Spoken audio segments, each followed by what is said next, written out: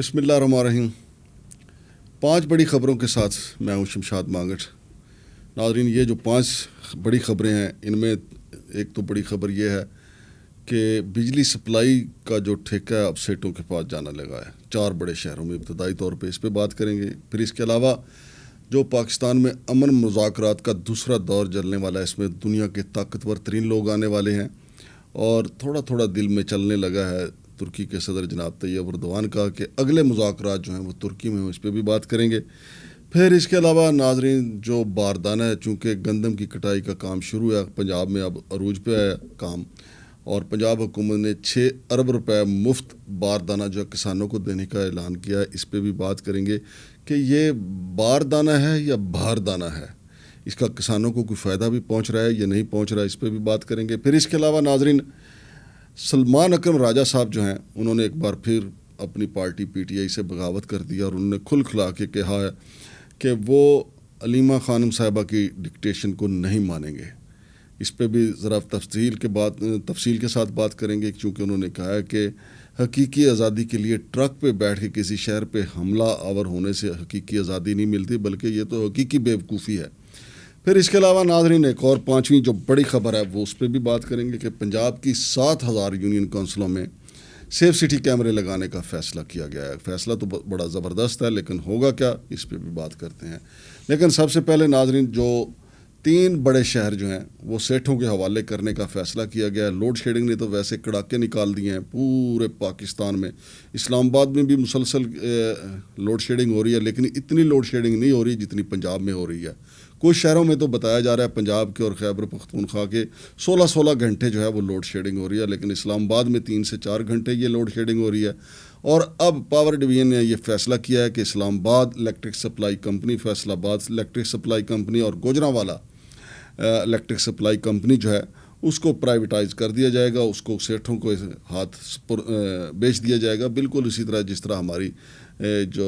پی آئی اے ہے فروخت کی گئی۔ اب یہ سیٹھ جو ہیں وہ طے کریں گے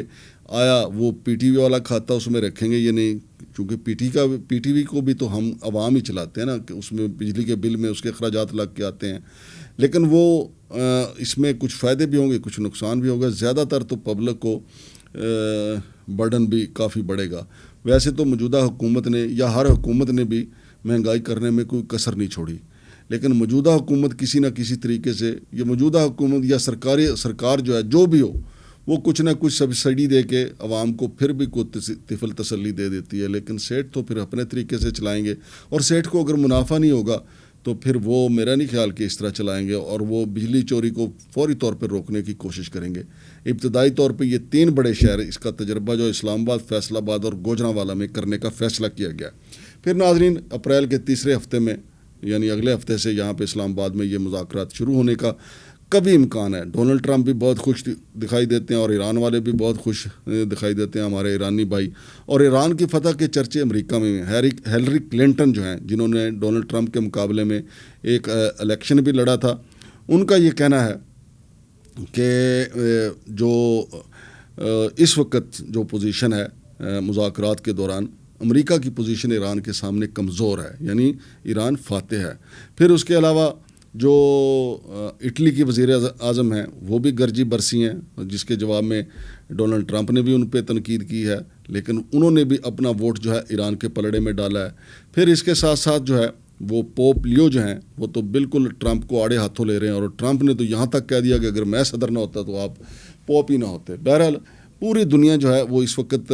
ایران کو مظلوم بھی سمجھتی ہے اور بے گناہ بھی سمجھتی ہے، اور یہ سمجھتی ہے کہ ڈونلڈ ٹرمپ اور اس کی جو ساتھی تھے نیتن یاہو، انہوں نے مل ملا کے ظلم کیا، اور ایران کی جو عوام تھی ان کے ساتھ بھی ظلم کیا، اور ان کی قیادت کے ساتھ بھی ظلم کیا۔ اب دوسرا درجہ جو ہے، جو دوسرا دور جو ہے مذاکرات کا، وہ اسلام آباد میں شروع ہونے جا رہا ہے۔ تو ناظرین اگلی خبر جو ہے اسی میں، بلکہ پہلے میں آپ کو یہ بھی بتا دوں کہ یہ دوسرا دور ہے، جو طاقتور ترین جو لوگ ہیں جن کے آمد متوقع ہے اسلام آباد میں، ان میں ڈونلڈ ٹرمپ بھی شامل ہے، اس کے علاوہ محمد بن سلمان کی آمد بھی متوقع ہے، اور پھر اس کے ساتھ ساتھ طیب اردوان صاحب جو ہیں ان کی آمد بھی پاکستان متوقع ہے، اور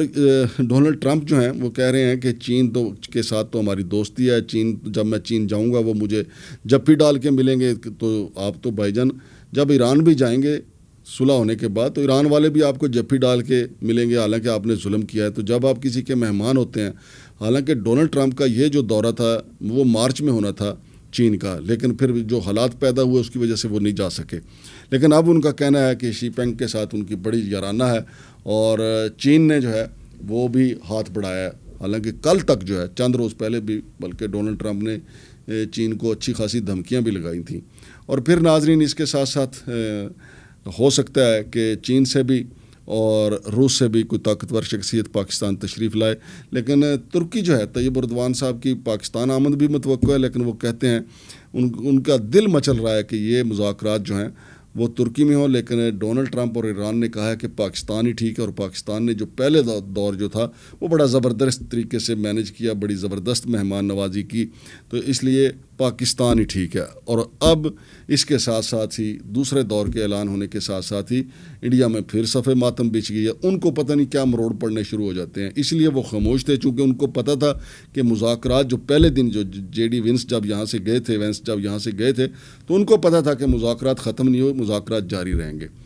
تو ناظرین اگلی خبر جو ہے وہ ہمارے کاشتکاروں سے متعلق ہے. پنجاب کے 6 ارب روپے کا باردانہ جو ہے محترمہ مریم نواز نے کہا ہے کہ ہم مفت دیں گے پنجاب کے کسانوں کو. لیکن میری ان سے گزارش یہ ہے، ان سے بھی بلکہ انٹیلیجنس اداروں سے بھی، کہ یہ جو 6 ارب روپے کا دانہ دیا جائے گا وہ کاغذوں میں تو پورا ہوگا، اور پنجاب حکومت یہ 6 ارب روپے باردانہ کے نام پہ جاری بھی کرے گی، لیکن یہ باردانہ نہیں ہوگا، یہ باردانہ ہوگا، یعنی بھار پڑے گا عوام پہ اور کسانوں پہ. کیونکہ جو اصل کسان ہے، کہا گیا ہے وزیر اعلیٰ پنجاب کی طرف سے کہ جو رجسٹرڈ کسان ہیں ان کو 10 بوری فی ایکڑ پہ 10 بوریاں ملیں گی. لیکن مسئلہ تو یہ ہے کہ جن کمپنیوں کو آپ نے کہا ہے کہ وہ گندم خریدیں گی، وہ گندم تو وہ کمپنیاں خریدیں گی، وہ وپاریوں سے خریدیں گی گندم، وہ تو کسان تک پہنچ ہی نہیں پاتی. اور 3500 روپے من جو ہے جو ریٹ مقرر کیا گیا ہے اس کا بھی فائدہ کسان کو 3500 روپے کبھی نہیں ملے گا. وہ بھی کسان کو 3200 روپے یا 3300 روپے جو ہے وہ متعلقہ کمپنی یا وپاری جو ہے وہاں سے اٹھائے گا، پھر وپاری آگے اٹھا کے ان کو دے گا. حکومت کے خزانے سے 6 ارب روپیہ چلا جائے گا. تو انٹیلیجنس اداروں کو ویسے ہونا چاہیے، ہر ضلع میں ہمارے اسپیشل برانچ بھی موجود ہے اور انٹیلیجنس بیورو بھی موجود ہے، ان کو چاہیے کہ رپورٹ بنا کے دیں کہ وہاں پہ کس بندے نے، کس فوڈ انسپیکٹر نے اور کس فوڈ ڈائریکٹر نے دیہڑی لگائی، اور اس میں کون کون ملوث تھے، اور کس وپاری کے ساتھ ان کا گٹھ جوڑ تھا، کس وپاری نے کسان سے کس قیمت پہ خریدی، کیونکہ کسانوں کو کوئی فائدہ نہیں پہنچ پا رہا. جو کسان ہے، ویسے تو محترمہ مریم نواز صاحبہ کو یہ پیکج اناؤنس کرنے سے پہلے جو پنجاب کے کاشتکار ہیں، ان کے جو عہدیدار ہیں، جو منتخب نمائندے ہیں، ان کے ساتھ میٹنگ کرنی چاہیے تھی، اور پھر ان کے ساتھ مل کے ایک لاہے عمل بنایا جاتا ہے. لیکن اگر کاشتکاروں کے ساتھ مل کے لاہے عمل بنایا جائے گا تو پھر ان کو پتہ ہے کہ جو بیچ میں کمیشن مافیا ہے ان کا تو پھر آپ کو پتہ یہ حق مارا جائے گا. اسی لیے تو کاشتکاروں کو نظر انداز کر دیا جاتا ہے، اور ان کو اصل جو ان کا حق ہے، جن کا یہ حق ہے، جو محنت کرتے ہیں، ان کو یہ حق پہنچ ہی نہیں پاتا. لہٰذا ہماری محترمہ مریم نواز صاحبہ سے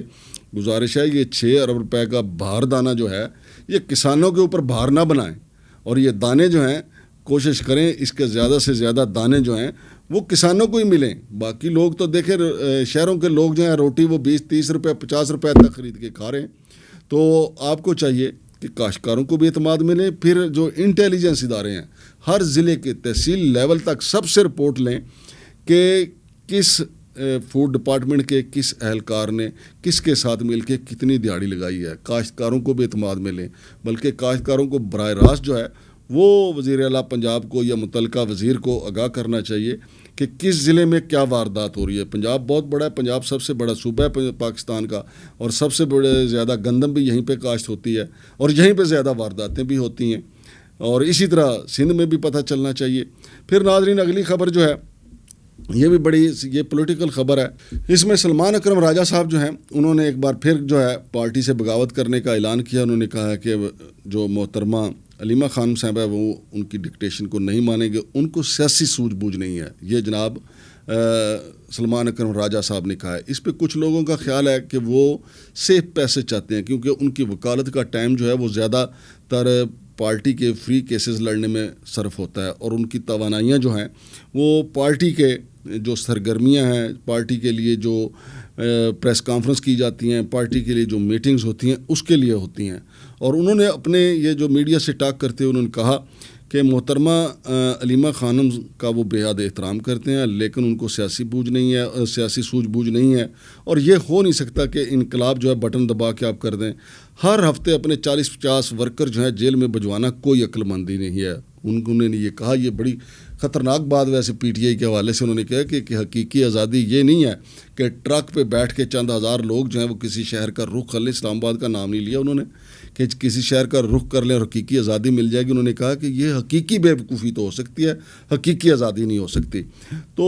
اب دیکھتے ہیں جی، سلمان اکرم راجہ نے یہ بھی کہا ہے کہ وہ اپنا استعفیٰ جو ہے عمران خان کو ایک بار پھر پیش کریں گے اور ان کو معذرت کریں گے کہ وہ یہ ذمہ داریاں نہیں اٹھا سکتے۔ ان کا کہنا تھا کہ مجھ پہ یہ ذمہ داری تھوپی گئی ہے، میں نے تو پہلے بھی استعفیٰ دیا تھا اور اب میں دوبارہ جو ہے وہ اس عہدے سے استعفیٰ دوں گا تاکہ میں اپنا باقی جو پارٹی جو ہے ذمہ داری دے گی وہ میں ادا کرتا رہوں گا۔ اب دیکھتے ہیں ناظرین کہ کیا کس کروٹ یہ اٹھ بیٹھتا ہے۔ ویسے تو ایک دفعہ آپ کو یاد ہونا چاہیے کہ سلمان اکرم راجہ کے علاوہ سلمان صفدر جو ہیں انہوں نے بھی کہا تھا کہ پارٹی کے جو وکلا ہیں وہ تھک گئے ہیں پیشیاں بھگت کے۔ لگتا یہی ہے کہ سلمان اکرم راجہ بھی تھک گئے ہیں اور وہ بھی سیف پیسے چاہتے ہیں، اور سلمان صفدر سے ہیں خیر ابھی ان کی ملاقاتیں بھی ہوتی ہیں۔ انہیں نے باہر آ کے بتایا کہ عمران خان صاحب کی آنکھ ایک دفعہ بینائی 100% چلی گئی تھی، لیکن پھر جب ٹیکہ لگایا گیا تو اس سے 15% بحال ہوئی ہے۔ عمران خان صاحب کی جو صحت ہے اس کے اوپر تو کافی سوالات اٹھ رہے ہیں، اور عمران خان کو جو صحیح طور پہ طبی سہولیات نہیں مل رہی اس پہ تو کئی سوالات انٹرنیشنل سطح پہ بھی اٹھ رہے ہیں، اور اٹھنے بھی چاہیے کیونکہ وہ قومی ہیرو بھی ہیں اور سابق وزیر اعظم پاکستان بھی ہیں۔ بہرحال اس وقت چونکہ جو عمران خان کے بدترین مخالف ہیں ان کا طوطی بول رہا ہے جن کے وہ خلاف بولتے تھے، اور اس وقت پی ٹی آئی جو ہے وہ ڈیفینسو پوزیشن میں چلی گئی ہے۔ اب دیکھتے ہیں کہ پی ٹی آئی اگلا لاہ عمل کیا بناتی ہے، لیکن خیبر پختونخوا میں 19 اپریل کو سہیل افریدی صاحب نے جلسہ کرنے کا اعلان کیا ہے، اس پہ بھی محمود خان اچکزئی نے کہا ہے کہ انہوں نے مشاورت نہیں کی، جبکہ عمران خان کا کہنا ہے کہ کوئی بھی جلسہ کرنا ہو یا کوئی اگلا قدم اٹھانا ہو سلمان اکرم راجہ اور محمود راجہ ناصر عباس صاحب سے مشاورت کے بغیر کوئی قدم نہ اٹھایا جائے۔ تو پی ٹی آئی کے اندر جو ہے وہ ٹوٹ پھوٹ کا عمل کافی تیزی سے جاری ہے، لیکن عمران خان کا جو ورکر ہے، عمران خان کا جو کارکن ہے، عمران خان کے جو چاہنے والے ہیں وہ ان کے ساتھ جڑے ہوئے ہیں۔ البتہ ان کا جو چونکہ ان کی رات جو ہے یا سٹرگل جو ہے وہ طویل تر ہوتی جا رہی ہے، اس لیے کئی لوگ جو ہیں وہ ان کا سانس پھول رہا ہے۔ کچھ لوگ تو پہلے شروع میں ہی چھوڑ گئے تھے جب پریشر میں آ کے، لیکن اب کچھ لوگ یہ دیکھ رہے ہیں کہ شاید ایک طویل عرصہ تک ان کو اقتدار نہ مل سکے یا طویل عرصہ تک عمران خان کی جو ہے وہ رہائی نہ ہو سکے۔ البتہ سلمان اکرم راجہ صاحب نے میڈیا سے گفتگو کرتے ہوئے یہ بھی کہا ہے کہ اب ہم ایسی پلاننگ کریں گے جس سے ہمیں فتح نصیب ہو۔ فتح تو یہی ہے کہ سب سے پہلے عمران خان کی رہائی ہو۔ اب دیکھتے ہیں کہ وہ پلاننگ کیا ہو سکتی ہے۔ پھر ناظرین جو 5ویں بڑی خبر ہے کہ پنجاب حکومت نے 7000 یونین کونسلوں میں سیف سٹی کیمرے لگانے کا فیصلہ کیا ہے۔ اب یہ سیف سٹی کیمرے اربوں روپے مالیت کے ہوں گے، یہ کیمرے لگانا بڑا زبردست بات ہے۔ اسلام آباد میں بھی لگے کیمرے، اسلام آباد میں ان کیمروں کے ساتھ جو کچھ ہوا وہ پوری قوم کو شاید نہ پتہ ہو، لیکن اسلام آباد میں رہنے والوں کو پتہ ہے، چونکہ جب یہ کیمرے لگائے جاتے ہیں تو ساتھ ساتھ ان کی جو ہے مرمت ہونا بھی ضروری ہے، ان کو چیک ہونا بھی ضروری ہے۔ کئی جگہ پہ حادثات ہوئے تو سیف سٹی کیمرے کو چیک کیا گیا، وہ تو کام ہی نہیں کر رہا تھا۔ تو لہٰذا جب یہ 7000 یونین کونسلوں میں یہ سیف سٹی کیمرے لگیں گے تو ساتھ ساتھ ان کی مرمت کا ہونا بھی ضروری ہے، اور پھر اس کے ساتھ ساتھ جو سیف سٹی کیمرے لگانے والے ہیں وہ اپنے کک بیکس تو لیتے ہیں۔ اسلام آباد میں بھی بڑے بڑے کیس ہیں، اس حوالے سے بڑے بڑوں کے نام آتے ہیں۔ لہٰذا پنجاب میں جب یہ 7000 یونین کونسلوں میں یہ سیف سٹی کیمرے لگیں گے تو اس میں اب پنجاب حکومت کا بھی امتحان ہوگا کہ اس میں وہ شفافیت کیسے لاتی ہے، اور اس کے ساتھ ساتھ جو ہے وہ ہمارے انٹیلیجنس اداروں کا بھی ہوگا، کیونکہ انٹیلیجنس ادارے یہ تو پروگرام یا سرگرمیاں اکٹھی کرتے رہتے ہیں، معلومات اکٹھی کرتے رہتے ہیں کہ کون سا سیاستدان کیا کر رہا ہے اپنے حلقے میں، یا کہ پی ٹی آئی کیا کر رہی ہے، مسلم لیگ نون کیا کر رہی ہے، لیکن جو فنڈز کھائے جا رہے ہوتے ہیں، اس حوالے سے کوئی جامع رپورٹ نہ انٹیلیجنس بیورو کی طرف سے آتی ہے، نہ اسپیشل برانچ والے دیتے ہیں. حالانکہ یہ اختیارات کی نچلی سطح تک منتقلی کا جو سسٹم تھا، میرا خیال ہے تحقیقات کی نچلی سطح تک منتقلی کا یہ نظام بھی ہونا چاہیے. اور ان یونین کونسلوں میں جہاں جہاں یہ لگیں گے کیمرے لگیں گے، بہت اچھی بات ہے، لیکن ان کیمروں کی رکھوالی ہونا بھی ضروری ہے. اور آپ کو تو پتہ ہی ہے کہ جہاں کیمرے لگیں گے تو جو وہاں کا لوگ ہیں یا وہاں پہ جو چوری ڈکیتی کرنے والے لوگ ہیں اور وہ واردات کرنے سے پہلے تو ان کیمروں کو توڑیں گے. لہٰذا اس کا بھی خاص خیال رکھا جانا چاہیے کہ ان سیف سٹی کیمروں کو کوئی نقصان نہ پہنچائے. بہرحال یہ 7,000 یونین کونسلوں میں سیف سٹی کیمرے لگنا اچھی بات ہے. ان کے تحفظ کی ذمہ داری بھی پنجاب حکومت پہ ہی ہوگی. شمشاد مانگٹ کو اجازت دیجیے. اللہ حافظ.